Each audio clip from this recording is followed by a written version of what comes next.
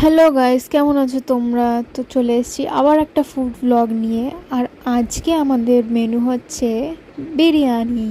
তো এই বিরিয়ানিটা কি করে বানালাম চলো ঝটপট দেখে ফেলি। প্রথমে কিছুটা পেঁয়াজ কেটে নিয়েছিলাম বেরেস্তার জন্য।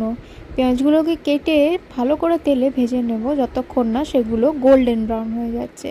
আর এখানে আলুও কেটে নিয়েছিলাম, আর তার মধ্যে নুন, সামান্য মতো হলুদ ও একটু শুকনো লঙ্কা গুঁড়ো দিয়ে পরে ভালো করে মাখিয়ে গরম তেলে সুন্দর করে ভেজে নেব।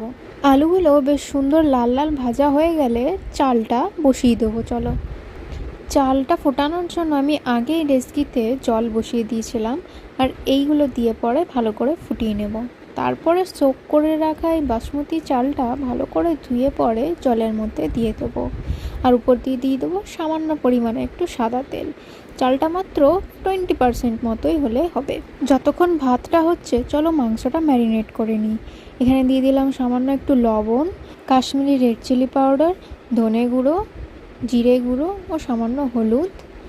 তারপরে এর মধ্যে অ্যাড করে দেবো সামান্য পরিমাণে দই, আর দিয়ে দেবো আদা রসুন বাটা 1 চামচ, সাথে অল্প একটু বেরেস্তা ও ধনেপাতা দিয়ে মাংসটা ভালো করে ম্যারিনেট করে 10 মিনিট মতো ঢাকা দিয়ে পরে রেখে দেবো। মাংসটা ম্যারিনেট করতে করতে ওইদিকে চালটাও আমাদের মোটামুটি সিদ্ধ হয়ে গেছে।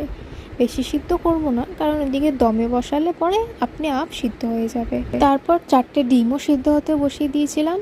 এবার 10 মিনিট পর মাংসটা ভালো মতো ম্যারিনেট হয়ে গেলে যেমন আমরা মাংস রান্না করি এরকম কষা কষা করে মাংসটা রান্না করে ফেলবো।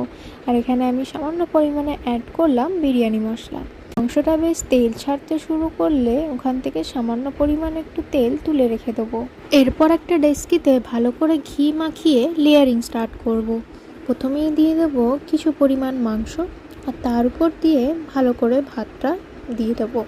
আর উপর দিয়ে অ্যাড করে দেবো সামান্য কিছু পরিমাণ বেরেস্তা ও 2টো ডিম। তারপর আবার মাংসর একটা লেয়ার দিয়ে পরে বাকি পরিমাণ ভাতটুকু দিয়ে পরে ভালো করে ঢেকে দেবো।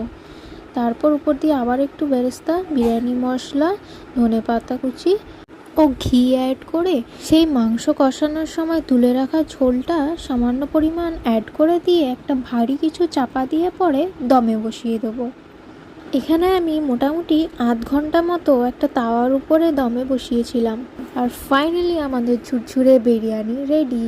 ফার্স্ট টাইম তো তাই একটু মশলাটা বেশি হয়ে গেছিলো। তোমরাই বলো বিরিয়ানিটা কেমন বানিয়েছি। দোকানের মতো না হলেও ঘরোয়া পদ্ধতিতে আমার তো বেশ ভালোই লাগলো। তো এটাই ছিল আমার বিরিয়ানি ফুড ব্লগ। তোমাদের কেমন লাগলো রেসিপিটা আর ব্লগটা জানিও। C you in